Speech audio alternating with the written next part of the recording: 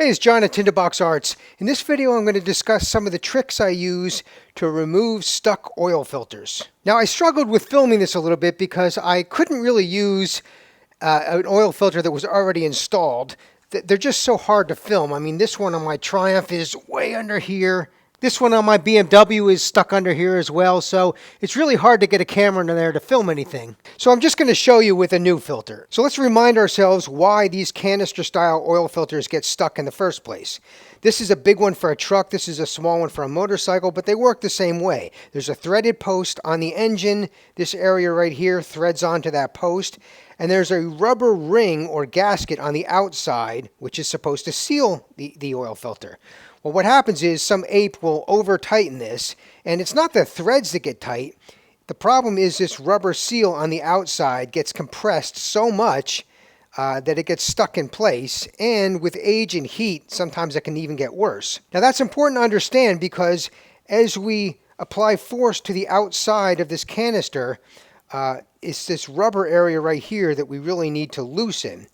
And these filters are made with a thin sheet metal, so if we apply too much force, we will literally twist this thing apart. So there are a number of different tools we might use to loosen an oil filter, and some are better than others. This style I really don't recommend. The point of this is you put a wrench on here, and it's supposed to tighten on itself like this. And so as you tighten, it's supposed to bring these jaws in closer and wrap around the oil filter. It really doesn't work very well, and these almost always slide off unless the filter is very loose, so I don't recommend these at all.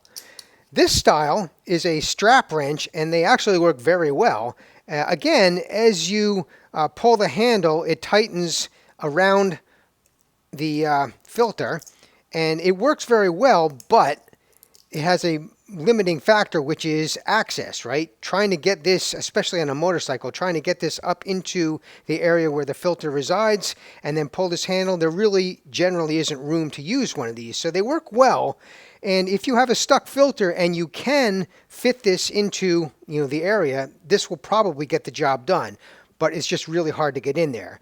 Most of us are going to be using one of these, which is like a socket style, and there are flat areas right here. This is supposed to match up with that, and that should loosen it in most cases. But if that gasket is over tightened, what will happen is this will start to slip on you. So this has great access physically to get in there, but this is cheap sheet metal. The filter is cheap sheet metal.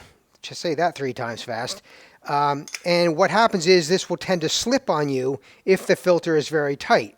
So this can be a problem as well. So let's go over some of these tricks.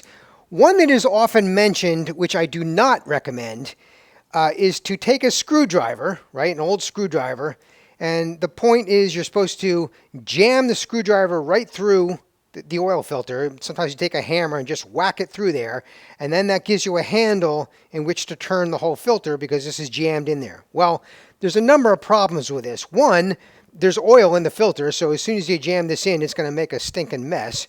2, access, especially on a motorcycle, is limited. So even if you manage to get this screwdriver jammed in there, you may not have much room to turn the handle. And 3, it often doesn't work because what happens is you jam it in there, and this sheet metal is thin, and when you start to turn, even if you have room to turn, you're going to start twisting that sheet metal, and you'll end up just shredding the outside canister, and now you have a bigger mess because this is still attached up top and the lower canister is shredded, and now what do you do? So I really do not recommend this method at all. Instead, the first thing that I will do is actually twist this socket. Let me show you. What they want you to do, and the way this is supposed to work, is to go on straight on like that, and then you use your wrench down here to twist this. But as I said earlier, this will start to slip on you if it's very tight. What I will sometimes be able to do, the first thing I'll try, is to actually cock this. I don't know if I can get this on camera. Cock this ever so slightly. I'm going to exaggerate it like that. It doesn't really look like that in real life, but exaggerating it, it's like that. And what you want to do is your wrench handle is coming this way. You'll cock it towards the handle. And that is often enough just to give a little bit more purchase on these flat areas, and it's enough to twist this off.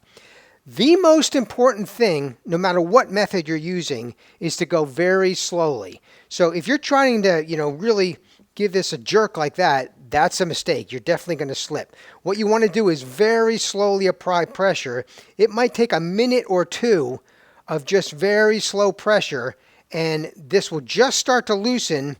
And once you get this, rubber gasket uncompressed, then the filter will spin right off. So the first thing I'll try is just cocking this ever so slightly so that the flat areas have more purchase where I'm putting the force, and then just very slowly turning. But let's say that doesn't work. So my go-to trick is to use this, which is just a piece of sandpaper. The grit doesn't really matter that much. A little bit rougher grit is probably better, but whatever you have in a pinch is fine. So what you want to do is line the socket here with the sandpaper, and if there's not much room between the socket and the filter, you may only be able to use one layer of sandpaper, and typically I'll do something like this. All right, but if possible, it's best to fold it over with the grit out. So I have grit out here and grit out here, and then put it into the socket like this. So now I've lined the socket with it, and then this is going to be mounted on the bike, of course. Just like this, it doesn't really fit, and that's perfect because you really want to take like a mallet or maybe your hand if possible, but jam this on there with the sandpaper.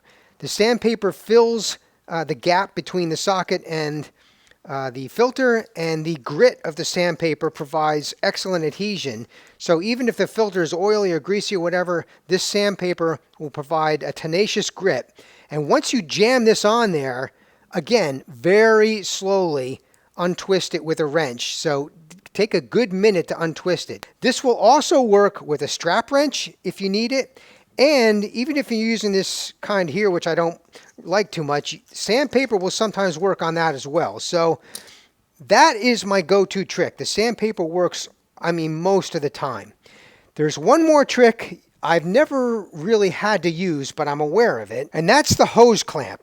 So if it comes down to this, you're probably in dire straits, but this may work for you. Again, physical access can be a problem, but if you have enough to do it, the point of this is you're going to use a hose clamp. This one's a little bit big. I'd probably choose a little bit smaller one. But you use a hose clamp that you'll be able to tighten around the filter. But before you get completely tight, you're going to slip at least one screwdriver in like this, all right? And there's two ways of doing it. One is you slip a screwdriver in at an angle something like this and tighten that as tight as you can get it.